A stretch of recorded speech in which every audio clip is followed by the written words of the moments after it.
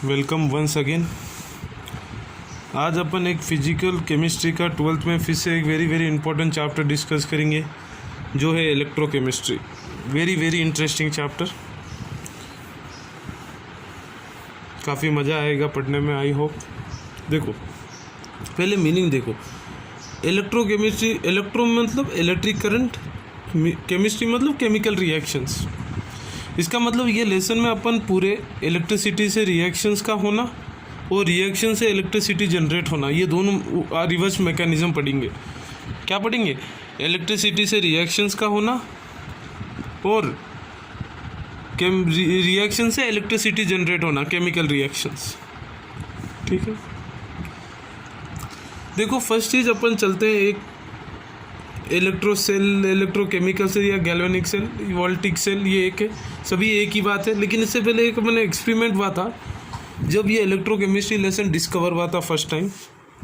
वो वक्त क्या किया गया था एक्सपेरिमेंट, एक कंटेनर था, एक कंटेनर ले लिया गया, उसके अंदर एक जिंक रॉड लिया और उसके अंदर सॉल्यूशन ले लिए थे aqueous CuSO4, copper sulphates. Copper sulphate, इसका कलर क्या होता है? ब्लू होता है। ये ब्लू कलर क्यों है? Cu2+ आयोन्स के कारण। ठीक है, ठीक है। अगर एक जिंक रॉड लिए और फिर उसके अंदर कॉपर सल्फेट सॉल्यूशन के अंदर जिंक रॉड लिए तो क्या ऑब्जर्वेशन हुआ देखते हैं अभी। ये एक रॉड को एक कंटेनर के अंदर डीप किए जिसके अंदर कॉपर सल्फेट था। क्या था? Copper sulphate. कॉपर सल्फेट का कलर क्या होता है? ब्लू। और वो कलर का कारण क्या है? ड्यू टू Cu2+ आयोन्स, क्योंकि Cu2+ आयोन्स का ब्लू कलर होता है, CuSO4 का नहीं होता है। CuSO4 को ब्लू को कलर होता है, इम्पार्ट कौन करता है? Cu2+ ions. तो इसमें क्या ऑब्जर्वेशन हुआ देख, पहला वाला,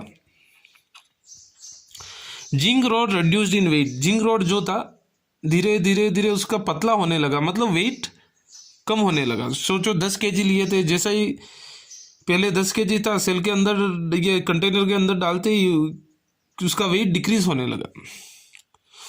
सेकेंड ऑब्जर्वेशन था, blue colour of solution fades away. जो ब्लू कलर था CuSO4 सॉल्यूशन का, वो धीरे धीरे धीरे धीरे ब्लू कलर से चेंज हो रहा था, ब्लू कलर डिसअपियर हो रहा था। फेड्स मतलब डिसअपियर्स। और थर्ड ऑब्जर्वेशन क्या था, जो जिंक रॉड था उसके नीचे एक रेड PPT बनी थी। क्या बनी थी? Red PPT। ठीक है, और एक फिर टेम्परेचर भी राइज हुआ था। कंटेनर के अंदर थर्मामीटर डाल के देखे थे, टेम्परेचर भी राइज हुआ था। टेम्परेचर राइज मतलब एक्सोथर्मिक कुछ रिएक्शन हो रहा है जो एक्सोथर्मिक था। ठीक है, फिर समझो एक्सपेरिमेंट क्या हुआ। इनिशियली इलेक्ट्रोकेमिस्ट्री इंट्रोडक्शन में क्या हुआ था, एक कंटेनर लिए, कंटेनर के अंदर जिंक रॉड डाल दिए और सॉल्यूशन ले लिए कॉपर सल्फेट और एक थर्मामीटर टेम्परेचर मेजर करने के लिए। अगर ऐसा जिंक रॉड को कॉपर सल्फेट में अंदर डाले तो जिंक रॉड का वेट डिक्रीज होने लगा। जो कॉपर सल्फेट का सॉल्यूशन का ब्लू कलर था वो फेड हुआ और रेड PPT बना था जिंक रॉड के नीचे, टेम्परेचर राइज हुआ था। ये थर्मामीटर में पड़े। केमिकली क्या हुआ था? जिंक का ऑक्सीडेशन हुआ था। क्या हुआ था? जिंक का ऑक्सीडेशन हुआ था। इसका ये जो 4 ऑब्जर्वेशंस हुए थे उनका ये है, जिंक जो सॉलिड था, रॉड सॉलिड था, वो आयोन्स के अंदर टूट गया, Zn2+2+। देखो क्या हो रहा है, इलेक्ट्रॉन लूज कर रहा है, मतलब ऑक्सीडेशन। और जो कॉपर सल्फेट था, क्या था? कॉपर सल्फेट, उसके अंदर कौन से आयोन से? Cu2+। वो ब्लू कलर क्यों चेंज होने लगा? मतलब जो Cu2+ आयोन्स थे वो इलेक्ट्रॉन जो जिंक रॉड से लूज हो रहे थे वो गेन करके कॉपर में कन्वर्ट हो रहा था, सॉलिड बन रहा था, एक्वसिव सॉलिड बन रहा था। जो भी आयोन्स फॉर्म में होते हैं उसको एक्वस बोलते हैं। Cu2+ क्या कर रहा था? 2 इलेक्ट्रॉन गेन करके Cu बन रहा था। ठीक है, आगे देखते हैं। तो देखो ऑक्सीडेशन हो रहा था जिंक का और रिडक्शन हो रहा था कॉपर का। जिंक इलेक्ट्रॉन लूज कर रहा था और कॉपर इलेक्ट्रॉन गेन कर रहा था। अगर ऑक्सीडेशन और रिडक्शन एक साथ होता है मतलब वो क्या है? रिडॉक्स रिएक्शन है। क्या है, रिडॉक्स रिएक्शन। और वो रिडॉक्स रिएक्शन कैसा था, स्पॉन्टेनियस था। स्पॉन्टेनियस रिएक्शन है मतलब डेल्टा जी क्या है, थर्मोडाइनमिक्स से delta G is less than 0, negative होता है जब भी रिएक्शन स्पॉन्टेनियस या फिजिबल होता है। और एनर्जी रिलीज हो रही थी, ये कैसा पता चला, थर्मामीटर से जब देखे थे टेम्परेचर राइज हुआ था, इसका मतलब एनर्जी रिलीज हो रही थी। ठीक है, अब फिर अपन पढ़ते हैं गैल्वेनिक सेल, वोल्टिक सेल या इलेक्ट्रोकेमिकल सेल। ये सारे ऑब्जर्वेशंस का आंसर ये गैल्वेनिक सेल, वोल्टिक सेल या इलेक्ट्रोकेमिकल सेल था। पहले बात, इलेक्ट्रोकेमिक ये सेल होता क्या है, ये सेल क्या होता है,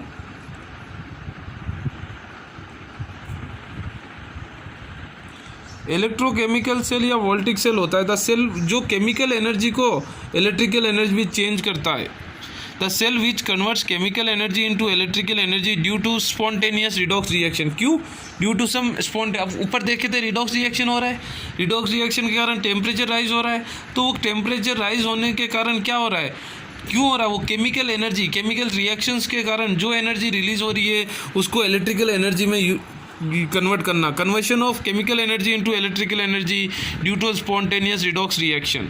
रिडॉक्स स्पॉन्टेनियस है मतलब डेल्टा जी क्या होगा, लेस देन 0 होगा।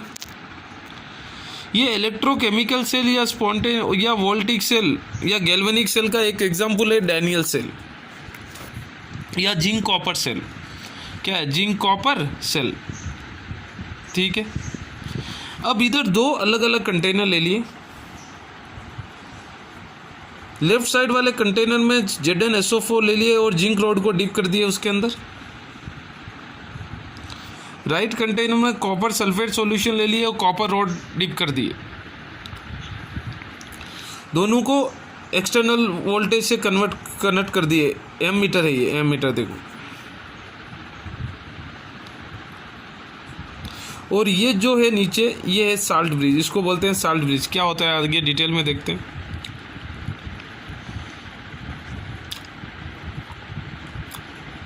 जब इलेक्ट्रिक सप्लाई करेंगे, जो जिंक था, जिंक के अंदर, समझ में आ रहा है, जिंक ZnSO4 ऑक्सीडाइज हो रहा था, ऑक्सीडेशन Zn2+। अगर ऑक्सीडाइज Zn2+ हो रहा है तो एक जिंक मॉलिक्यूल की आटम कितने इलेक्ट्रॉन रिलीज कर रहा है, 2 इलेक्ट्रॉन। 2 इलेक्ट्रॉन्स इसके ऊपर जा रहे थे, किसके ऊपर, जिंक रॉड के ऊपर। जिंक रॉड अक्यूमुलेट कर रहा था वो इलेक्ट्रॉन्स को।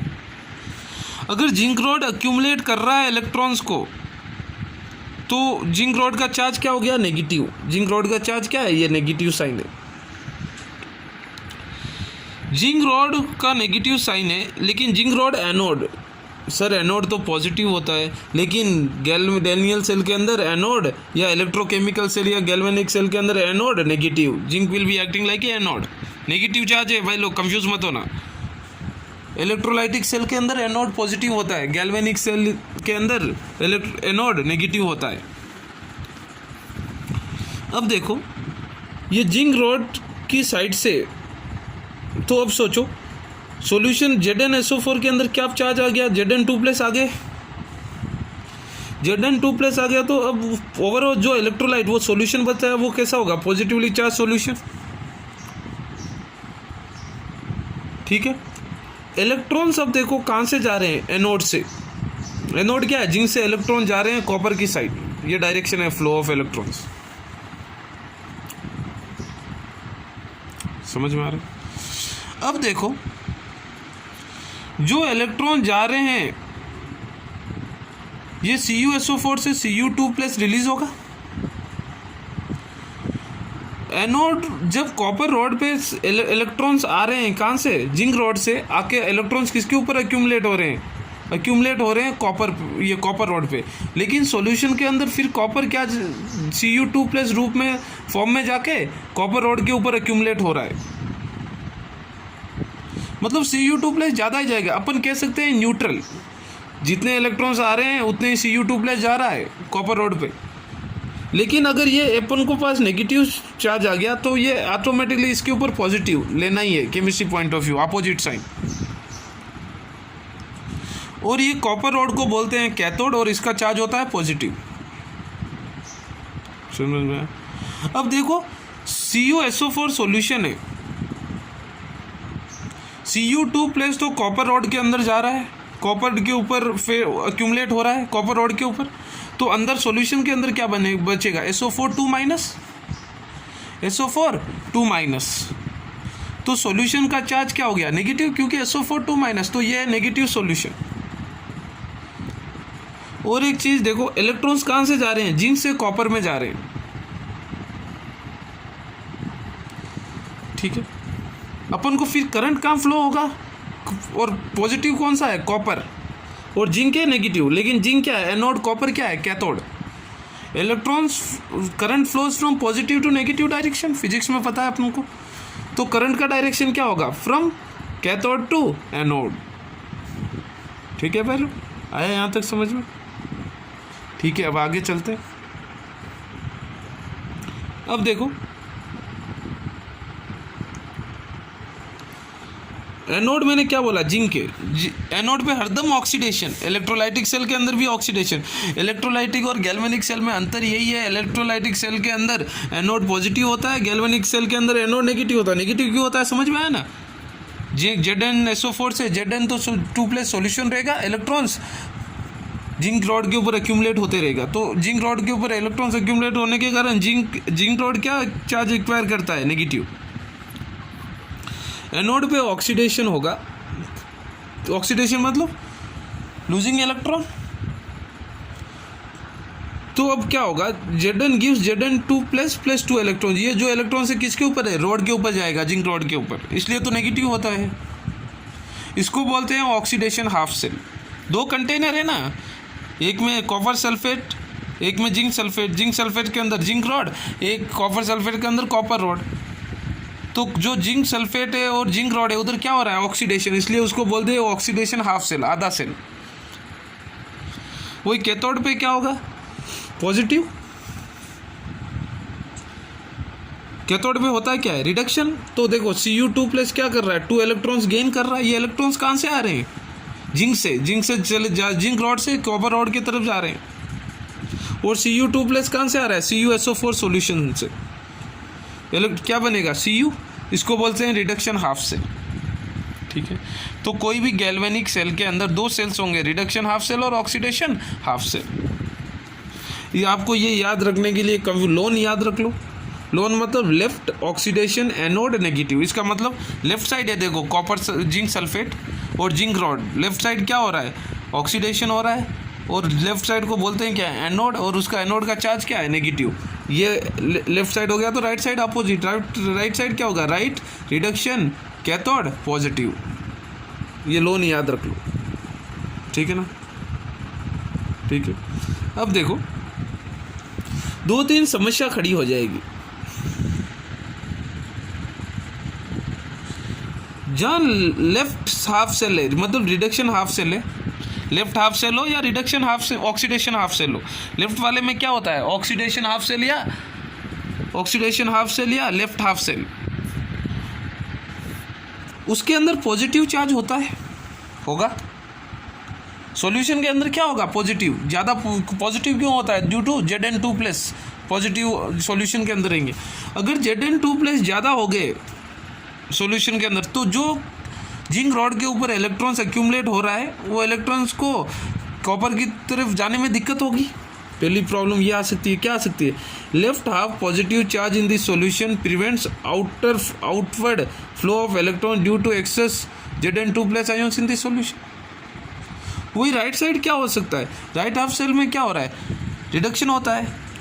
सॉल्यूशन के अंदर Cu2+ तो एनोड की तरफ कैथोड की तरफ जा रहा है, लेकिन सॉल्यूशन के अंदर क्या बच रहा है, SO4 2-, तो क्या होगा, नेगेटिव चार्ज।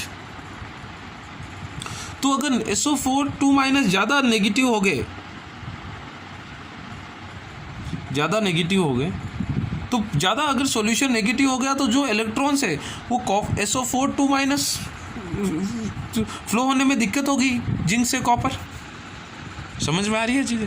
तो ये दिक्कत की समस्या को दूर करने के लिए अपन यूज़ करते हैं एक साल्ट ब्रिज। क्या यूज़ करते हैं, साल्ट। अब वो problems can be eliminated by using salt bridge. ये साल्ट ब्रिज ऐसा इन्वर्टेड यू ट्यूब होता है, और ये इनर्ट इलेक्ट्रोलाइट से बना हुआ है। इनर्ट इलेक्ट्रोलाइट वो क्या होते हैं आगे देखते हैं। और देखो साल्ट ब्रिज कभी भी KCl हो सकता है, K2SO4, KNO3, NH4Cl, eager eager powder ये हो सकते हैं, जिलेटिन भी हो सकता है। ठीक है, अब देखो सोचो साल्ट ब्रिज करता क्या है। इसका पहला काम है ये इलेक्ट्रिकल न्यूट्रलिटी को मेंटेन करेगा, क्योंकि मैंने क्या बोला, लेफ्ट साइड अगर ज़्यादा पॉजिटिव हो गए तो इलेक्ट्रॉन्स लेफ्ट से राइट फ्लो नहीं हो पाएगा, और राइट साइड ज़्यादा नेगेटिव आ गए तो वो Cu2+ फ्लो नहीं हो पाएगा। तो ये चार्ज को न्यूट्रलाइज करने के लिए अपन यूज़ करते हैं साल्ट ब्रिज। साल्ट ब्रिज कैसा होना चाहिए, न्यूट्रल, ओके। और ये सेकेंड वाला, it complete the current by allowing flow of electrons. Current को फ्लो करना, करंट कहाँ से फ्लो हो रहा है, कॉपर रॉड से जिंक रॉड पे, राइट टू लेफ्ट, पॉजिटिव से नेगेटिव फ्लो होता है। भाई बात समझ सर। ये इनट KCl, K2SO4, KNO3 मैंने ये बोला हूँ एग्जाम्पल ऑफ इलेक्ट्रोलाइट्स। तो ये न्यूट्रल कैसे होते हैं, ये तो न्यूट्रल नहीं है। KCl देखो, K+Cl- न्यूट्रल तो नहीं है, लेकिन होगा क्या देखो। अब यहाँ देखो ये साल्ट ब्रिज के अंदर अगर मैं KCl डाल दिया तो वो किसके अंदर छूटेगा, Cl- के अंदर और K+ के अंदर। तो जो लेफ्ट साइड क्या हो रहा है, लेफ्ट साइड प्रॉब्लम क्या हो रहा है, जिंक Zn+ ज़्यादा पॉजिटिव चार्ज हो रहा है, तो Cl- जाएगा, वो पॉजिटिव चार्ज को न्यूट्रलाइज कर देगा। और राइट साइड क्या हो रहा है, ज़्यादा नेगेटिव चार्ज हो रहा है SO4 के कारण, तो उसको राइट साइड क्या जाएगा, K+ जाएगा, और ऑलरेडी माइनस ज़्यादा है, क्या कर लेगा, न्यूट्रलाइज कर देगा। ये है function of salt bridge.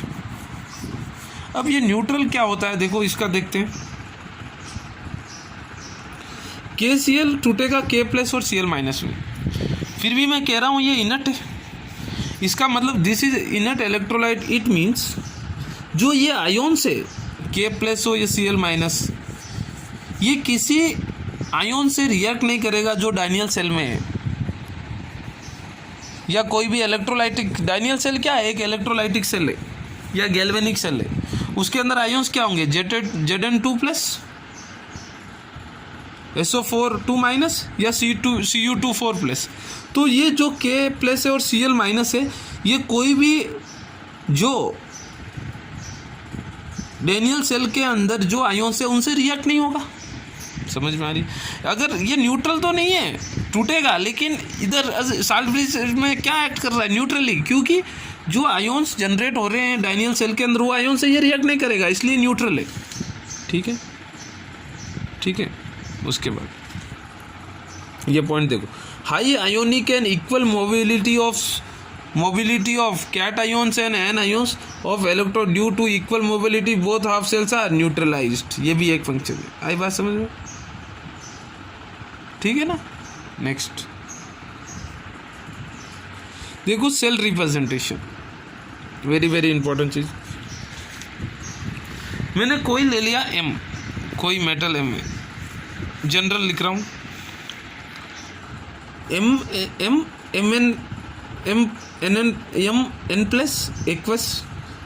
Mn+aqueous, M solid, इधर भी सॉलिड, मेटल तो सॉलिड ही होता है।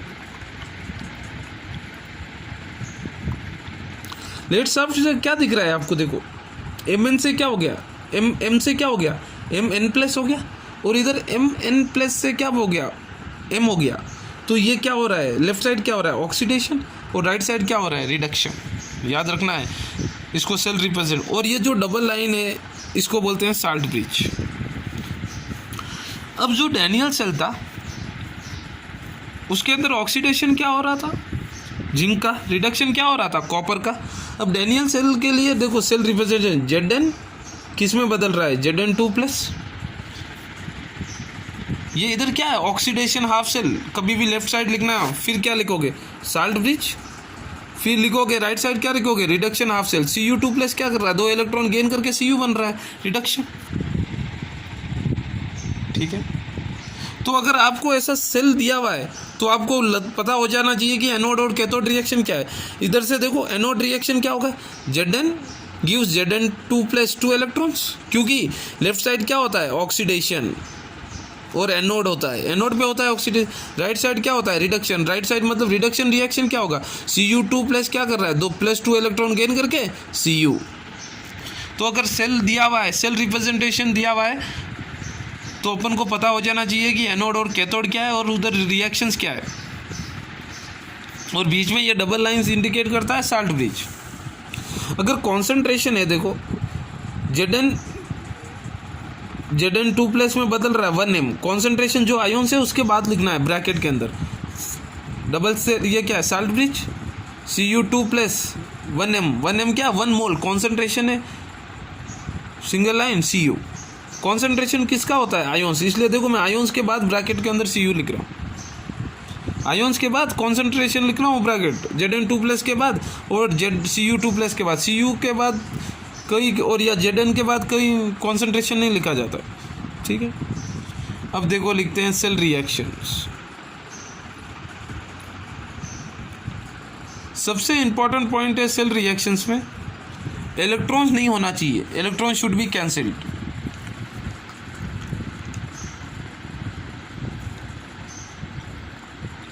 सर वो कैसा करेंगे हम, देखते हैं। अब डैनियल सेल का देखो, जैसा डैनियल सेल ले रहे हैं, Zn गिव्स Zn 2+2 इलेक्ट्रॉन्स, ये क्या है एनोड, ऑक्सीडेशन है, ऑक्सीडेशन हाफ सेल OHC,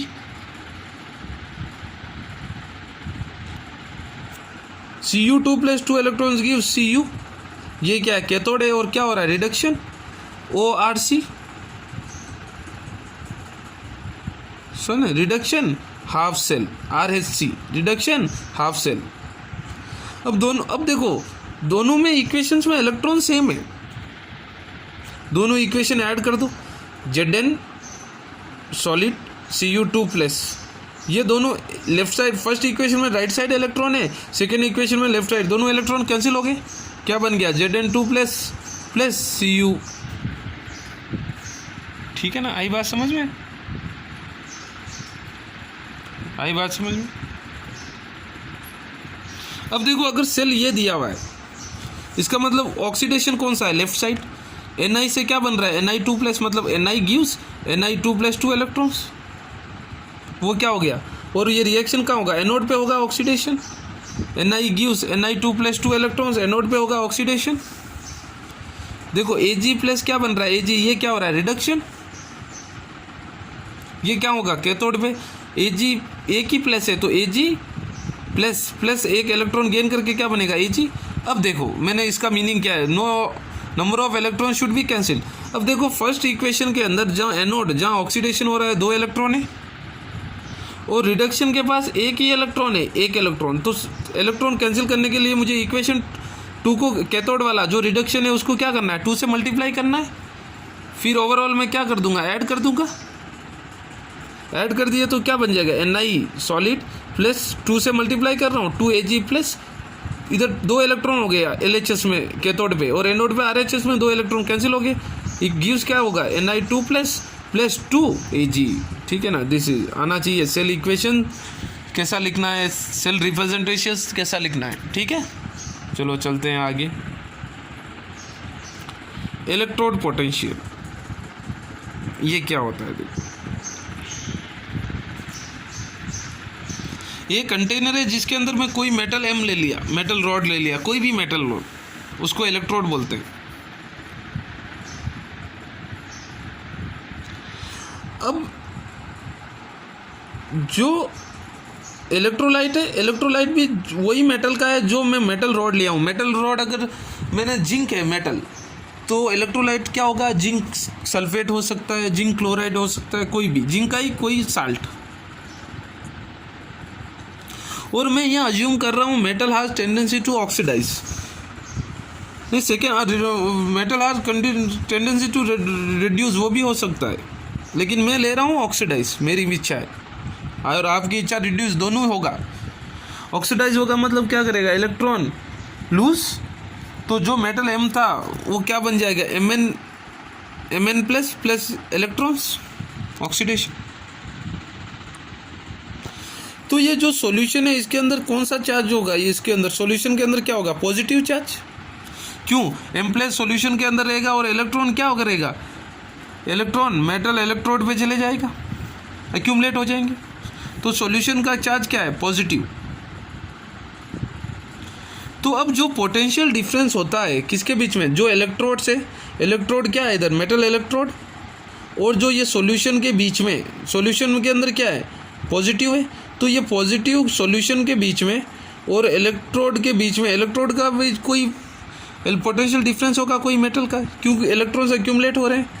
तो potential difference between the electrode ions और आयोन्स का है सॉल्यूशन के अंदर, तो potential difference between the electrodes and the ions in the solution is called electrode potential. और इधर क्या कर रहे हैं अपन, ऑक्सीडेशन देखे हैं, ऑक्सीडेशन पोटेंशियल। वही अगर मैंने मेटल ले लिया जो which are tendency to reduce, अगर n++ n electrons gives m, तो क्या हो जाएगा, रिडक्शन होगा, और उसको मैंने क्या नाम दे दूंगा, रिडक्शन पोटेंशियल। उधर क्या होगा, सॉल्यूशन का चार्ज क्या हो जाएगा, सॉल्यूशन का चार्ज क्या हो जाएगा, नेगेटिव, तो नेगेटिव और इलेक्ट्रॉन्स कहाँ जाएंगे, वहीं जाएंगे इलेक्ट्रोड्स के ऊपर। तो पोटेंशियल डिफरेंस इनडायरेक्टली क्या होता है पता है ना फिजिक्स में, potential difference between ions in the solution and electrode is called electrode potential. ठीक है, आई बात समझ में। चलो आगे चलते हैं। इलेक्ट्रोड पोटेंशियल को कौन से फैक्टर्स इफेक्ट करते हैं, पहला वाला है nature of metal and it's ion, सही है। अगर Fe gives Fe2+ 2 इलेक्ट्रॉन्स, कोई चार्ज क्या है 2, फिर Fe2+ से Fe3 बन रहा है, तो क्या होगा, Fe2+ gives Fe3+, फेरस से फेरिक बन रहा है, Fe3+ इलेक्ट्रॉन, वहाँ एक ही इलेक्ट्रॉन है। तो जैसा मेटल निकिल क्या होगा, Ni2+ होगा, वही Ag क्या होगा, Ag+ बनेगा। तो क्या करेगा, नेचर ऑफ मेटल और इसके आयोन के ऊपर डिपेंड करेगा electrode potential. Second point, concentration के ऊपर डिपेंड करेगा, किसका कॉन्सेंट्रेशन, आयोन्स के ऊपर। और गैस के अंदर कॉन्सेंट्रेशन की जगह क्या यूज़ करेंगे, अगर गैस दिया हुआ है पार्शियल प्रेशर, गैस के अंदर कॉन्सेंट्रेशन नहीं होता है, पार्शियल प्रेशर। और थर्ड पॉइंट है टेम्परेचर। ठीक है, अब आगे चलते हैं, इसका डिटेल में आगे डिस्कस होगा नेक्स्ट इक्वेशन में। इससे पहले देखो स्टैंडर्ड कंडीशन क्या होगा, अगर कॉन्सेंट्रेशन ऑफ कोई भी आयोन 1 होता है, प्रेशर 1 atm या 1 बार, टेम्परेचर 298 केल्विन और 25 डिग्री सेल्सियस, अगर ये तीनों कंडीशन है, इनको बोलते हैं स्टैंडर्ड कंडीशंस। क्या होता है, कॉन्सेंट्रेशन 1, अगर गैस है तो प्रेशर 1 atm या 1 बार, टेम्परेचर 298 केल्विन या 25 डिग्री सेल्सियस। अगर ये कंडीशंस पे होता है, पोटेंशियल डिफरेंस जो होता है उसको बोलते हैं स्टैंडर्ड इलेक्ट्रोड पोटेंशियल। ये स्टैंडर्ड कंडीशन पे जो पोटेंशियल होता है, पोटेंशियल डिफरेंस इलेक्ट्रोड पोटेंशियल, उसको बोलते हैं standard electrode potential, SOP, standard oxidation potential, नहीं तो SRP, स्टैंडर्ड रिडक्शन पोटेंशियल। ठीक है। अब देखो, अगर Mn gives Mn2+ n electrons, n++ n electrons, इसको देखना अच्छी तरह। इधर क्या है, M किसके अंदर हो रहा है, Mn+, मतलब क्या हो रहा है, ऑक्सीडेशन पोटेंशियल क्या होगा। और अगर ये ऑक्सीडेशन और अगर स्टैंडर्ड कंडीशन है तो मैं लिखूंगा E0, ये है ऑक्सीडेशन पोटेंशियल खाली। अगर E0 लगा दिया, ऊपर नोट लगा दिया, ये हो गया स्टैंडर्ड ऑक्सीडेशन पोटेंशियल। खाली E मतलब क्या होगा, ये E क्या है, इलेक्ट्रोड पोटेंशियल होगा, और E0 क्या होगा, स्टैंडर्ड इलेक्ट्रोड पोटेंशियल होगा। लेकिन इधर क्या है, ऑक्सीडेशन का दिखा रहे हैं, oxidation potential, standard oxidation potential. ठीक है, वही देखो, अगर ये देते हैं, रिडक्शन का देते हैं, Xn++ n इलेक्ट्रॉन्स, इधर इलेक्ट्रॉन्स गेन करके क्या बन रहा है, X। इधर देखो, इसको नोटेशन देखना, X⁻n+ क्या बन रहा है, X, इलेक्ट्रॉन गेन कर रहा है, मतलब क्या है, रिडक्शन पोटेंशियल E है। और अगर E0 लिख दिया तो क्या हो गया, SRP, standard reduction potential, SOP, standard oxidation potential. आई बात समझ में। चलो आगे चलते हैं।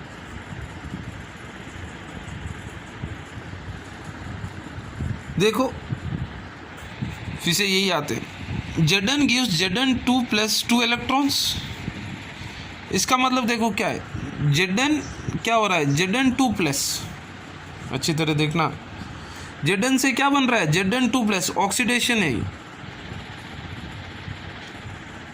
ई नॉट, मतलब स्टैंडर्ड हो गया, स्टैंडर्ड ऑक्सीडेशन पोटेंशियल SOP अगर 0.76 वोल्ट है, बहुत बहुत इंपॉर्टेंट चीज़ याद रखना। लेकिन केमिस्ट्री में IUPAC में ऑक्सीडेशन पोटेंशियल के अंदर कुछ मेजर नहीं करेंगे, अपन करेंगे reduction potential, SRP, standard reduction potential. तो ये सेम इक्वेशन को मैं ऐसा लिख दिया, सर वहाँ तो डैनियल सर में तो ऑक्सीडेशन हो रहा था ना, हाँ ऑक्सीडेशन ही हो रहा था, लेकिन IUPAC के हिसाब से we can not use SOP, we use only SRP, मतलब स्टैंडर्ड रिडक्शन। जो ऑक्सीडेशन हो रहा है उसको भी रिडक्शन करना है, उसको भी इन टर्म्स ऑफ मुझे रिडक्शन लिखना है। देखो क्या लिख रहा हूँ, ये सेम इक्वेशन को होगा तो यही डैनियल सेल में, लेकिन मैं इसको ऐसा लिखूंगा ऐसा एग्जाम में, लेकिन ये समझाने के लिए मैं ऐसा लिख के बता रहा हूँ आपको। Zn2+ 2 इलेक्ट्रॉन्स क्या दे रहा है, Zn। इधर देखो क्या हो गया, Zn2+ से क्या बन रहा है, Zn बन रहा है, तो ये दिमाग में लगाना है अपने को। Zn2+ से क्या बन रहा है, Zn, मतलब 2 इलेक्ट्रॉन्स क्या हो रहा है, गेन हो रहा है, तो क्या होगा, रिडक्शन। तो जो होता तो ऑक्सीडेशन ही है, क्या था वैल्यू 0.76 वोल्ट, क्या था वो, स्टैंडर्ड ऑक्सीडेशन पोटेंशियल था। स्टैंडर्ड क्यों, स्टैंडर्ड कंडीशंस पे हो रहे हैं। तो अब लेकिन अगर मैंने वो ऑक्सीडेशन को मैं अगर रिडक्शन पोटेंशियल में कर रहा हूँ तो क्या हो जाएगा, केवल माइनस सिंबल हो जाएगा, ये -0.76 लिख दिया तो ये स्टैंडर्ड रिडक्शन पोटेंशियल। इसका मतलब रिडक्शन पोटेंशियल क्या है, माइनस ऑक्सीडेशन पोटेंशियल। IUPAC कभी भी SRP, स्टैंडर्ड रिडक्शन पोटेंशियल ही होता है, ठीक है। नेक्स्ट है EMF of cell, next topic.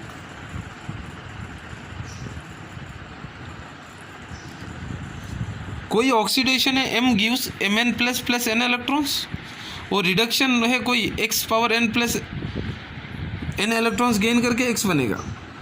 अब देखो OP ऑक्सीडेशन पोटेंशियल है -0.2 वोल्ट, क्योंकि इसका क्या हो रहा है, ऑक्सीडेशन हो रहा है। देखो इसका क्या हो रहा है, रिडक्शन, X⁻n+ से X बन रहा है, इलेक्ट्रॉन गेन हो रहा है, इसका 1.8 वोल्ट्स। तो जो ये इलेक्ट्रोड्स के बीच में इलेक्ट्रोड पोटेंशियल का डिफरेंस जो होगा उसको बोलते हैं EMF, electromotive force. The difference between the electrodes potentials of the two cells, the difference between electrodes of the cells, electrode potentials of the cells, इधर पोटेंशियल आना चाहिए। The difference between electrode potentials of the cells is called EMF। Simple way EMF of cell में formula लिख सकता हूँ, E reduction potential of cathode, cathode पे होगा oxidation.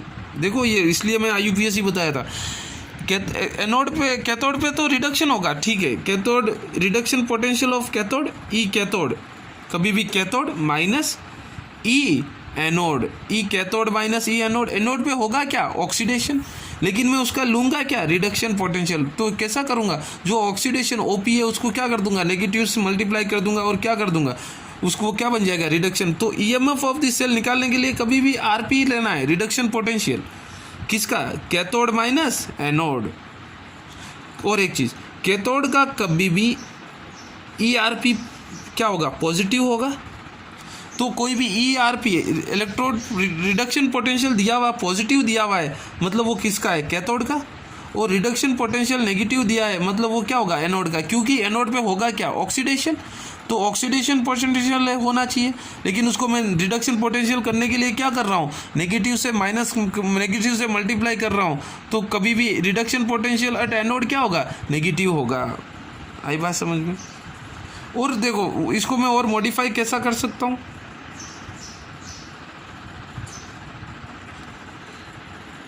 ERP cathode minus reduction potential of cathode minus reduction potential of anode, इसको ई cathode minus ई anode भी लिख सकता हूँ सिंपल वे। और मैं ई सेल कैसा लिख सकता हूँ, ई सेल मतलब EMF ऑफ सेल को ई सेल बोलते हैं, ई राइट माइनस ई लेफ्ट, ई राइट माइनस, राइट क्या है, कैथोड होता है, इसलिए राइट, माइनस ई लेफ्ट क्या होता है, एनोड, ठीक। अब देखो ये सेल दिया हुआ है, ऑटोमेटिकली ये क्या है, ऑक्सीडेशन होता है, ये मतलब क्या होगा एनोड पे, और ये क्या होगा कैथोड पे। अब देखो ये दिया हुआ है Ni2 प्लस NiAg प्लस है। देखो फिर इधर देखना IUPAC फॉलो कर रहा है या नहीं कर रहा, फॉलो रूल कर रहा है। इसका मतलब -0.5 क्या है रिडक्शन पोटेंशियल। ये देखो Ni2 प्लस से क्या बन रहा है, निकिल बन रहा है, बन रहा तो हो रहा तो ऑक्सीडाइज है, लेकिन ई नोट इसकी आर रिडक्शन पोटेंशियल में लिख रहे हैं, इसलिए Ni2 प्लस से क्या लिख रहे हैं Ni लिख रहे हैं। ठीक है ना। तो लिख क्या मुझे ये रिप्रेजेंटेशन से पता हो जाता है ये आरपी है या ओपी है। ये क्या है आरपी है, क्योंकि Ni2 प्लस से ये किसका वैल्यू है Ni2 प्लस से Ni का रिवर्स प्रोसेस का है, लेकिन हो रहा तो ये क्या है ऑक्सीडेशन ही होगा। लेकिन जैसा ई नोट ई सेल निकालने के लिए मैंने क्या बोला, always we use RP reduction potential. और ये देखो एनोड पे तो कोई समस्या ही नहीं है, क्या होता है रिडक्शन। Ag प्लस से क्या हो रहा है, Ag बन रहा है 0.80। मैंने क्या बोला था ई सेल निकालना है, ई नोट सेल का मतलब क्या है स्टैंडर्ड कंडीशन पे हो गया ई नोट सेल, नहीं तो हो गया E cell. Standard condition already पता है 1 एटमॉस्फेयर प्रेशर होना चाहिए, नहीं तो 1 m कॉन्सेंट्रेशन होना चाहिए, टेम्परेचर 298 के और 25 डिग्री सेल्सियस। ये कैथोड क्या है, ये Ag होगा कैथोड 0.80 माइनस बीच में माइनस, एनोड का क्या है -0.25 ऐड कर दिए 1.05 वोल्ट। ठीक है, इसको देख लो और एक बार। ये किसका है डैनियल सेल है, डैनियल सेल का ये वैल्यू याद रखना है 1. ई नॉट सेल क्या होता है, EMF ऑफ डैनियल सेल क्या होता है 1.1 वोल्ट, याद रखना है वैल्यू, रट लेना है। ये क्या होगा जिंक पे क्या होगा एनोड, कॉपर पे क्या होगा कैथोड, इधर क्या होगा एनोड पे ऑक्सीडेशन, इधर। अब इधर देखो पहले दिया हुआ क्या है Zn2 प्लस से Zn, ई Zn2 प्लस से Zn2 प्लस से Zn मतलब ये क्या बन रहा है रिडक्शन ही हो रहा है, तो रिडक्शन पोटेंशियल दिया हुआ है -0.76 वोल्ट। मैंने क्या बोला था जो भी नेगेटिव होगा रिडक्शन पोटेंशियल मतलब किसका होगा एनोड का ही होगा। अगर एनोड का पॉजिटिव दिया है इसका मतलब वो ऑक्सीडेशन पोटेंशियल दिया है, रिडक्शन नहीं दिया है। अगर ऑक्सीडेशन पोटेंशियल दिया है तो अपन को रिडक्शन पोटेंशियल में बदलना है। कैसा बदलोगे, माइनस से मल्टीप्लाई कर दो, लेकिन होना क्या है ऑलवेज रिडक्शन पोटेंशियल ही।